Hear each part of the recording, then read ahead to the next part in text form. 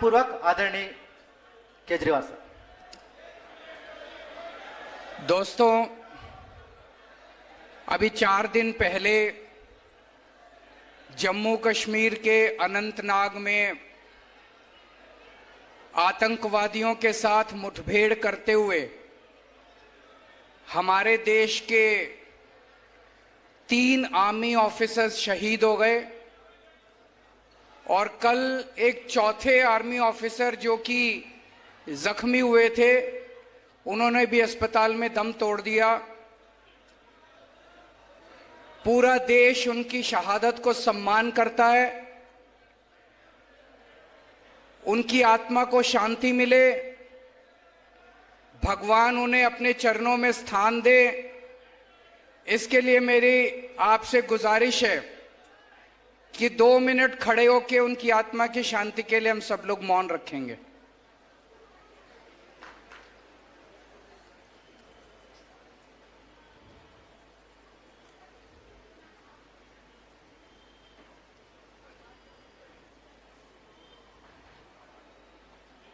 ओम शांति शांति। बैठ जाइए। दोस्तों, अभी 4 दिन पहले जम्मू कश्मीर के अनंतनाग में आतंकवादियों के साथ मुठभेड़ में हमारे देश के 3 जवान शहीद हो गए। कर्नल मनप्रीत सिंह पंजाब के रहने वाले थे, मेजर आशीष ढोंचक हरियाणा के रहने वाले थे, हुमायूं भट्ट जम्मू कश्मीर पुलिस में डीएसपी थे, 2 महीने की बेटी को पीछे छोड़ के गए हैं, और एक चौथे ऑफिसर जो कल शहीद हो गए। पूरा देश उनको सम्मान करता है, पूरा देश उनकी शहादत के ऊपर बहुत दुखी है। लेकिन दोस्तों, ज्यादा बड़ा दुख इस बात का है कि जिस वक्त उनकी शहादत की खबर आ रही थी, जिस वक्त वो आतंकवादियों के साथ मुठभेड़ कर रहे थे, मुठभेड़ करते हुए जिस वक्त वो शहीद हुए और शहादत की खबर पूरे देश में फैली, उस वक्त दिल्ली में भारतीय जनता पार्टी के हेडक्वार्टर के अंदर जश्न मनाया जा रहा था। हम ये मान सकते हैं कि जब बीजेपी वालों ने जश्न मनाना शुरू किया होगा तब तक खबर नहीं मिली होगी, लेकिन जिस वक्त वो जश्न मना रहे थे तब तक पूरे देश में खबर फैल चुकी थी। देश के प्रधानमंत्री, देश के रक्षा मंत्री, देश के गृह मंत्री, तीनों वहां पे बीजेपी हेडक्वार्टर में मौजूद थे और जश्न मना रहे थे। टीवी पे चल रहा था कि वहां पे हमारे 3 आर्मी ऑफिसर्स शहीद हो गए। क्या जश्न को रोका नहीं जाना चाहिए था? जश्न को बीच में रोकना नहीं चाहिए था? क्या जश्न मनाना सही था? पूरे देश को बड़ा दुख हुआ। मैं देख रहा हूं आज 1 लाख से ज्यादा लोग यहां मौजूद हैं। दूर तक, जहां तक नजर जा रही है, लोग मौजूद हैं। बारिश बार बार आ रही है, लेकिन लोग भी डटे हुए हैं। अभी तक लोगों के सर दिखाई दे रहे थे, अब कुर्सियां दिखाई दे रही है। सबने अपने सर पे कुर्सियां रख ली। आपको मैं नमन करता हूं, आपका शुक्रिया अदा करता हूं दिल से कि आप लोग यहां डटे हुए हैं। और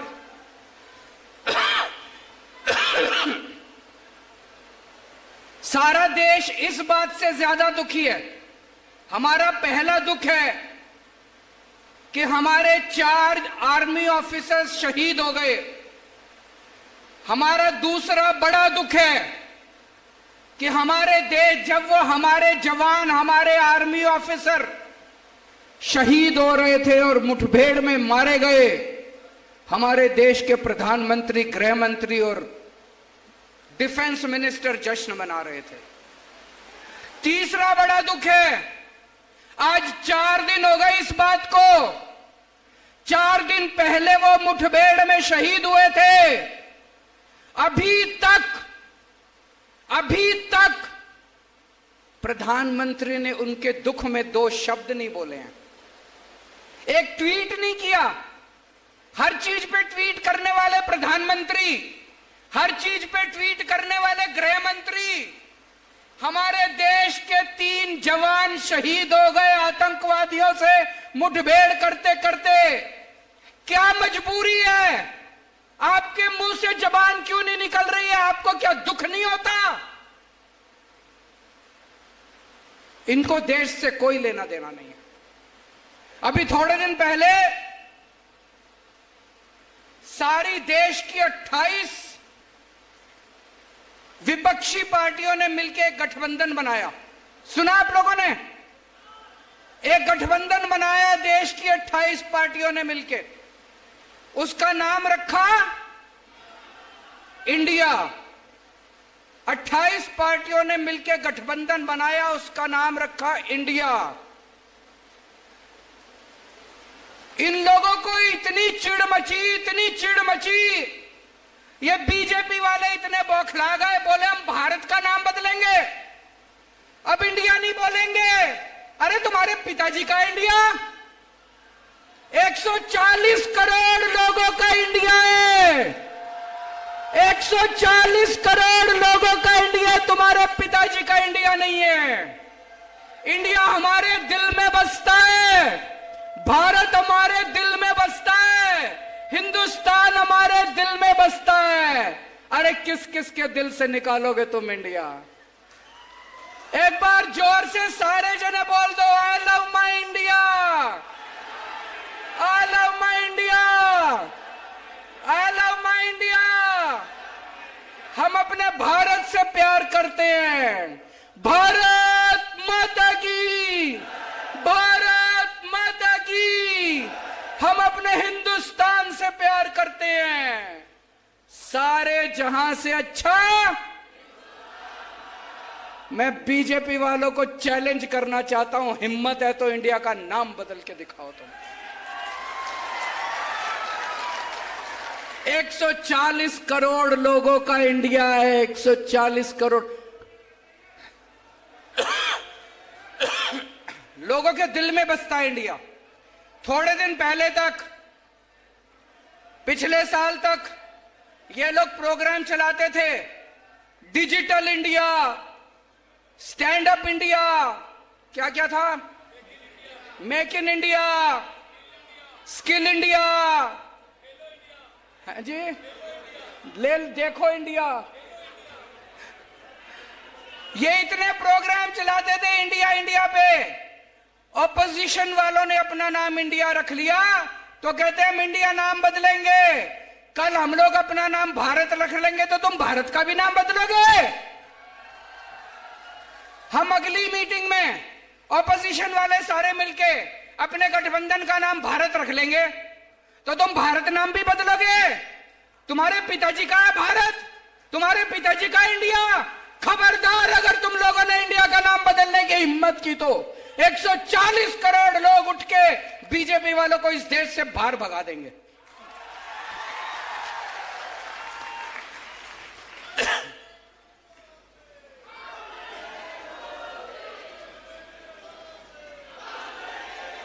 दोस्तों, पहले दिल्ली के लोग बहुत दुखी थे। एक बार ये पार्टी, एक बार वो पार्टी, एक बार ये पार्टी, दोनों ने सेटिंग कर रखी थी, 5 साल तुम, 5 साल हम, 5 साल तुम, 5 साल हम।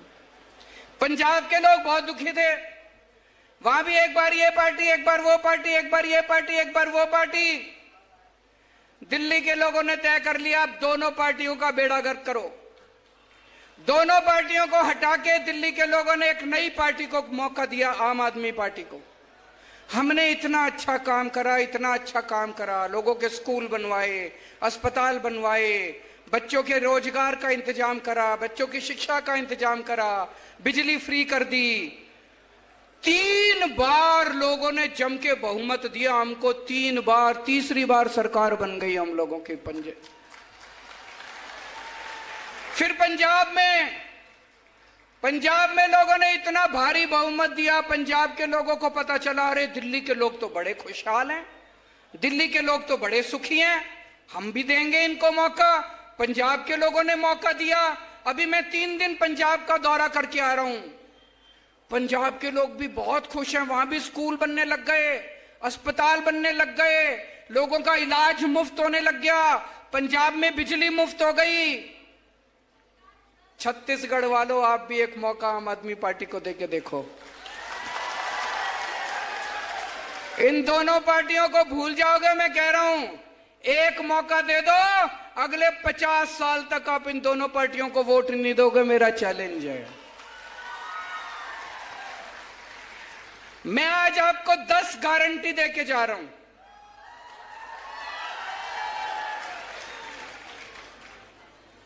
ये बीजेपी वाले आएंगे, कांग्रेस वाले आएंगे, कहेंगे शपथ पत्र है हमारा, संकल्प पत्र है, मैनिफेस्टो है। हमारा कोई मैनिफेस्टो नहीं होता, हम गारंटी देते हैं। आजकल इन्होंने हमारी गारंटी शब्द भी ले लिया। कांग्रेस वाले भी कहते हैं गारंटी देंगे, बीजेपी वाले भी कहते हैं गारंटी देंगे। उस पे भरोसा मत करना।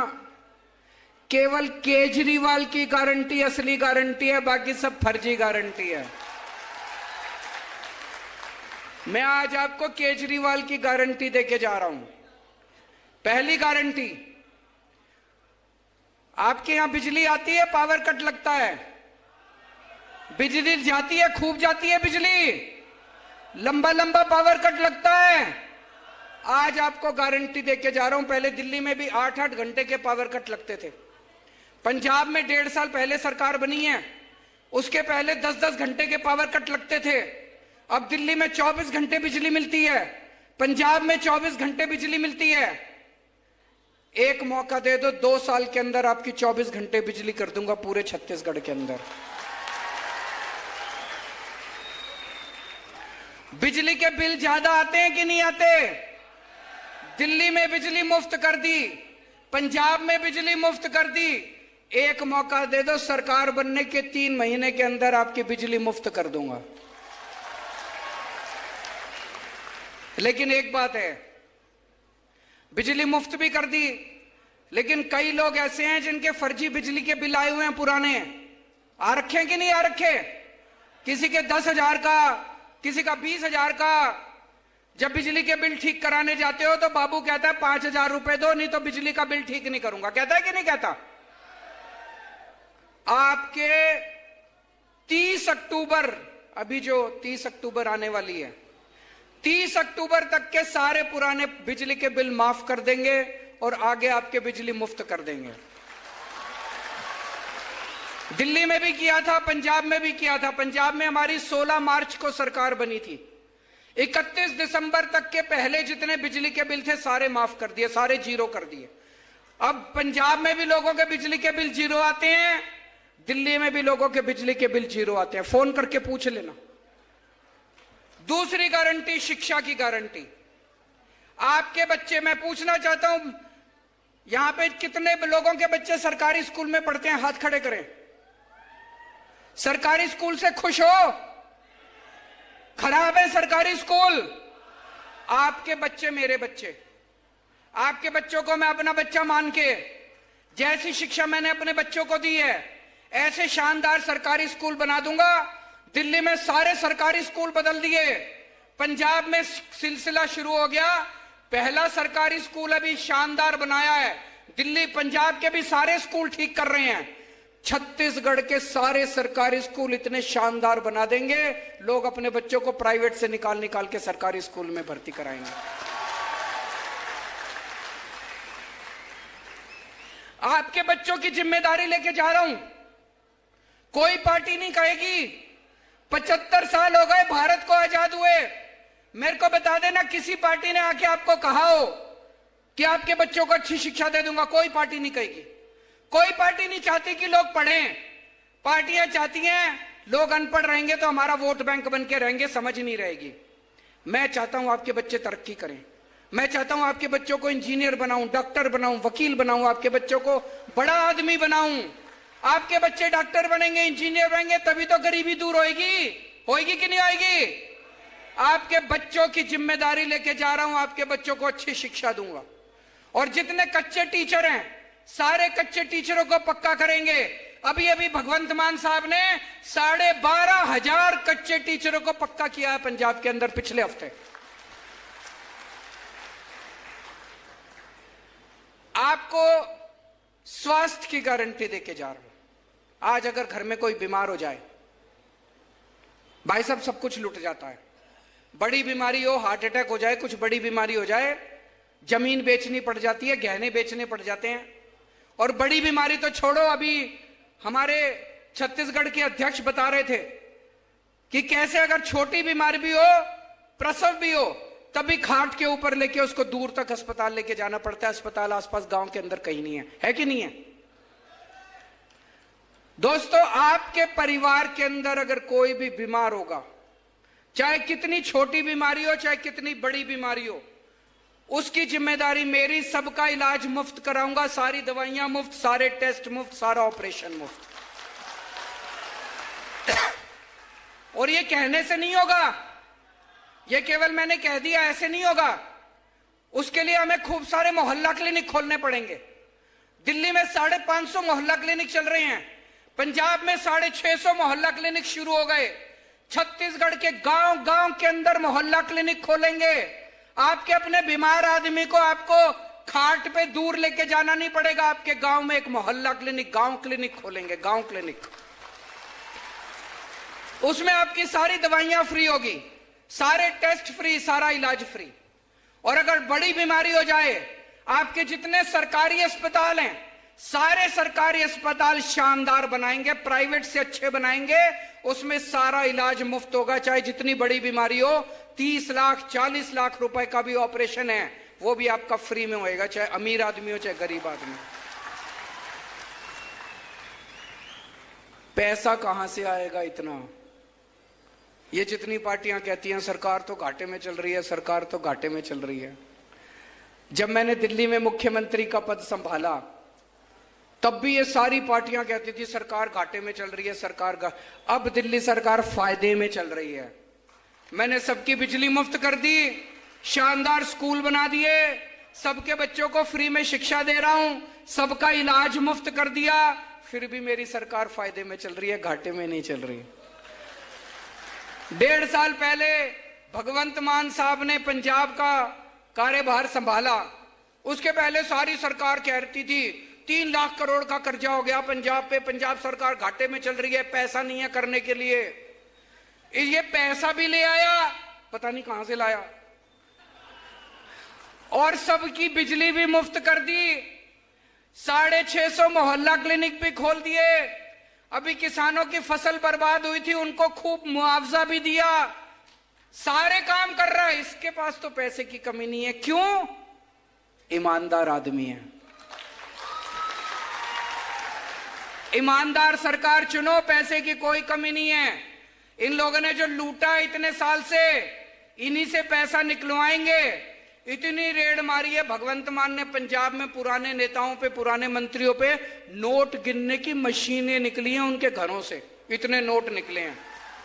उन सारे नोटों से उनसे पैसा ले लेके, पैसा वापस ले लेके जनता का इलाज मुफ्त कर दिया, जनता की शिक्षा मुफ्त कर दी। भ्रष्टाचार खत्म करेंगे। एक एक पैसा छत्तीसगढ़ का जो ये लूट के ले गए हैं, इनसे सारा पैसा वापस लेंगे और एक एक पैसा छत्तीसगढ़ के लोगों के विकास के ऊपर खर्च होगा।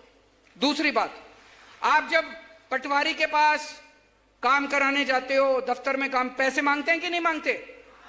ये रिश्वतखोरी बंद करेंगे। दिल्ली में हमने एक फोन नंबर दिया है 1076, दिल्ली से ही लगता है, यहां से नहीं लगेगा। उस नंबर पे फोन करो, आप बोलो मेरे को राशन कार्ड बनवाना है, वहां से आवाज आएगी हम आपके घर कितने बजे आए राशन कार्ड बनाने। आपको राशन कार्ड बनाने के लिए कहीं जाने की जरूरत नहीं है। आपके घर आती है सरकारी अफसर, आपके घर आता है काम करने के लिए। छत्तीसगढ़ में होना चाहिए नहीं होना चाहिए? रिश्वतखोरी बंद करेंगे, भ्रष्टाचार बंद करेंगे।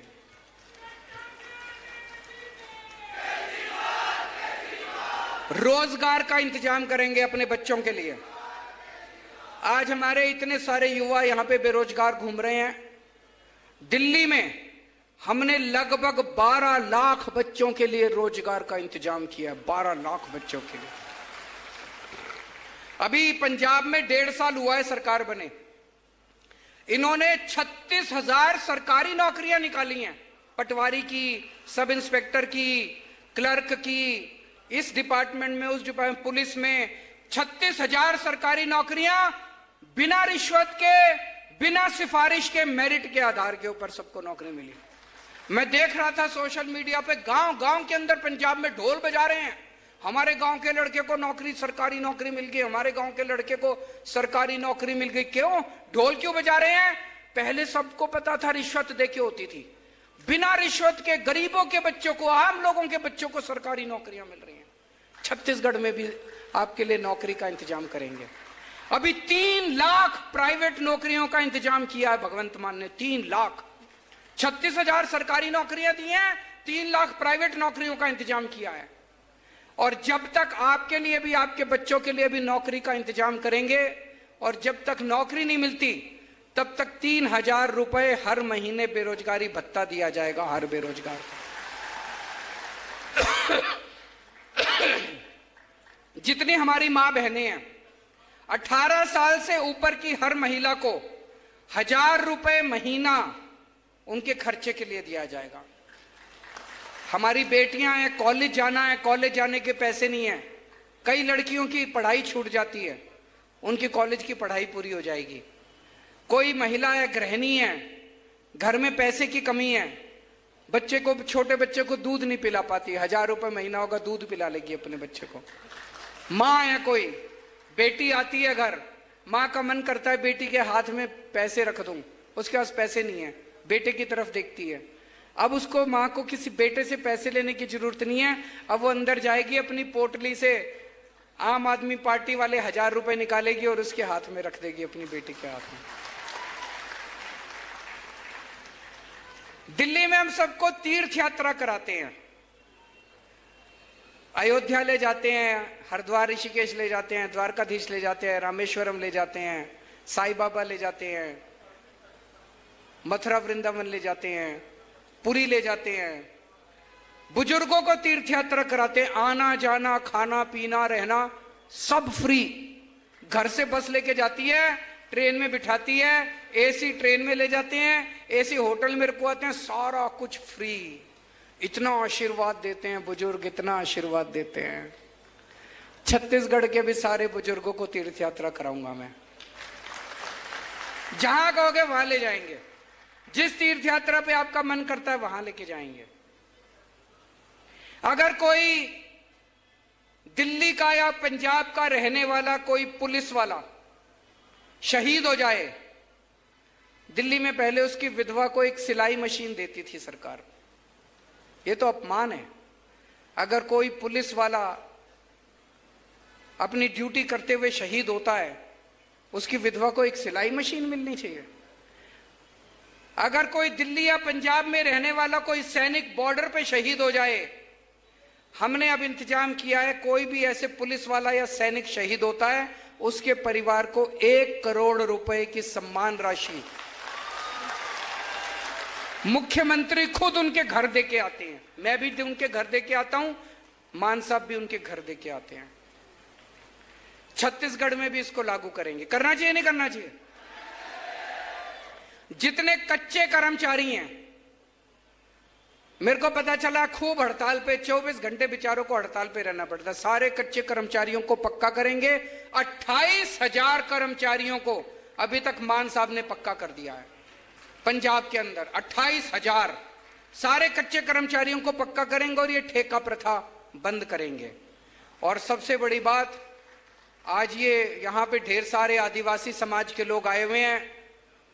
देश को आजाद हुए 75 साल हो गए, इन 75 सालों में सबकी तरक्की हो गई, आदिवासी समाज पिछड़ा रह गया।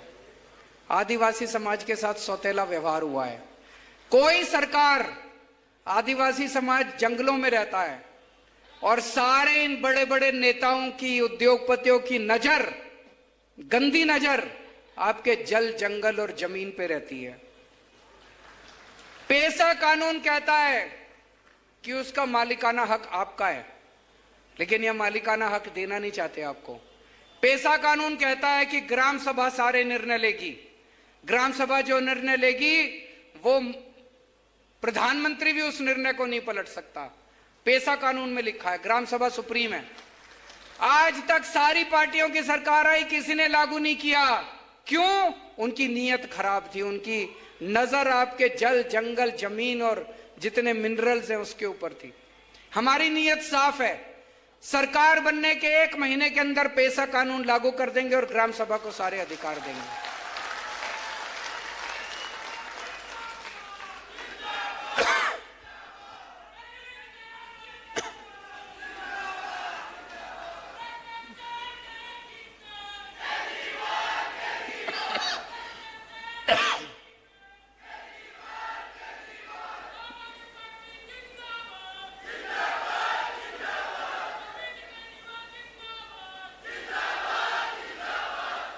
जवान फिल्म के बारे में सुना है? किस किस ने देख ली? बाकी जने भी देख लेना, बहुत अच्छी पिक्चर है। शाहरुख खान का उसमें एक डायलॉग है, देखा सोशल मीडिया पे चल रहा है डायलॉग शाहरुख खान का। शाहरुख खान कहते हैं वोट डालने जाओ तो ये लोग वोट मांगने आएंगे, धर्म के नाम पे वोट मांगेंगे, जाति के नाम पे वोट मांगेंगे। धर्म के नाम पे वोट मत देना, जाति के नाम पे वोट मत देना। जब वोट मांगने आए तो उनसे पूछना हमारे बच्चों की शिक्षा के लिए क्या करोगे। जब वोट मांगने आए तो उनसे पूछना मेरे घर में कोई बीमार हो जाएगा उसके इलाज के लिए क्या करोगे। ऐसा बोलते हैं कि नहीं बोलते शाहरुख खान? सुना है डायलॉग? आज पूरे देश में एक ही पार्टी है जो आपके बच्चों की शिक्षा के लिए और आपके इलाज के लिए काम करती है। कोई पार्टी काम नहीं करती। 75 साल हो गए। इन 75 सालों में अगर इन पार्टियों ने काम कर लिया होता तो हम लोगों को आम आदमी पार्टी बनाने की जरूरत नहीं पड़ती। हम नेता बनने नहीं आए, हमें नेतागिरी करनी नहीं आती, हमें राजनीति करनी नहीं आती। मैं इनकम टैक्स में कमिश्नर था। भगवंत मान साहब बहुत बड़े आर्टिस्ट थे, टीवी पे आया करते थे। हम खुश थे अपनी जिंदगी में। अगर इन पार्टी वालों ने, इन नेताओं ने 75 साल में कुछ कर लिया होता तो शाहरुख खान को जवान बनाने की जरूरत नहीं पड़ती, हमको आम आदमी पार्टी बनाने की जरूरत नहीं। केवल आम आदमी पार्टी, खुल के मैं बोल रहा हूं और मैं चैलेंज करता हूं कोई और पार्टी का नेता बोल दे कि मेरे को वोट दो, मैं आपके बच्चों के लिए अच्छी शिक्षा का इंतजाम करूंगा, मैं आपके बच्चों के लिए स्कूल बनाऊंगा, आपके बच्चों के लिए रोजगार का इंतजाम करूंगा। हमें वोट दो, हम आपके लिए अस्पताल बनाएंगे, मोहल्ला क्लिनिक बनाएंगे, आपके घर के लोगों का अगर बीमार होंगे तो उनके इलाज का इंतजाम करेंगे। कोई पार्टी नहीं बोलती है, केवल आम आदमी पार्टी बोलती नहीं है, करके दिखाया है हम लोगों ने। अच्छा एक चीज बताओ, नेता किस टाइम काबू में आता है? चुनाव के टाइम में, है ना? केवल चुनाव के टाइम में काबू में आता है नेता। बाकी 5 साल शक्ल नहीं दिखाते। 5 साल चुनाव के टाइम में आते हैं, आपके सामने आपके पैर भी पड़ते हैं, फोटो भी खिंचाते हैं आपके साथ, आपकी जी हजूरी भी करते हैं, झूठे झूठे वादे करके जाते हैं। अब इनको बड़ी तकलीफ हो रही है। रोज चुनाव होते हैं, कभी विधानसभा चुनाव, कभी लोकसभा चुनाव, कभी पंचायत के चुनाव, कभी निगम के चुनाव, कभी काउंसिल के चुनाव। इनको बड़ी तकलीफ हो रही है, ये रोज रोज जनता में जाना पड़ता है। इनके ऐशो आराम, इन्होंने खूब अय्याशी कर रखी है, इनके ऐशो आराम में फर्क पड़ रहा है। तो अब ये कि जुमला लेके आए हैं, 1 नेशन 1 इलेक्शन। कह रहे 5 साल में एक ही बार करा लेंगे सारे चुनाव, फिर 5 साल ऐश करेंगे, 4.5 साल पूरी दुनिया में घूमेंगे, पेरिस जाएंगे, अमेरिका जाएंगे, कनाडा जाएंगे, न्यूयॉर्क जाएंगे, टोक्यो जाएंगे, खूब घूम घाम के 4.5 साल बाद आएंगे, फिर आपके सामने हाथ जोड़ के खड़े हो जाएंगे। कह रहे 1 नेशन 1 इलेक्शन कभी मत होने देना। मैं तो कहता हूं हर महीने चुनाव होने चाहिए ताकि आपके बीच में आते रहे नेता। होना चाहिए कि नहीं होना चाहिए? ये इनकी नीयत खराब है, इनके दिल में खोट है, काला है इनके दिल में, जो कह रहे हैं 1 नेशन 1 इलेक्शन। अरे वन नेशन वन इलेक्शन नहीं होना चाहिए, one nation one education, one nation one education. अमीर के बच्चों को जैसी शिक्षा मिलती है, मेरे गरीब के बच्चों को भी वैसी शिक्षा मिलनी चाहिए। एक जैसी शिक्षा चारों होनी चाहिए कि नहीं होनी चाहिए? जिस स्कूल में अमीरों के बच्चे पढ़ते हैं, जैसी शिक्षा अमीरों के बच्चों को मिलती है, ऐसे ही सरकारी स्कूल होने चाहिए। ऐसी शानदार शिक्षा मेरे किसानों को और मजदूरों को, आदिवासियों को, दलितों को वैसी शिक्षा मिलनी चाहिए। मिलनी चाहिए कि नहीं मिलनी चाहिए? हमें वन नेशन वन इलेक्शन नहीं चाहिए, हमें वन नेशन वन एजुकेशन चाहिए। मेरे साथ जोर से बोलो, one nation one education, one nation one education. हमें वन नेशन वन स्वास्थ्य चाहिए।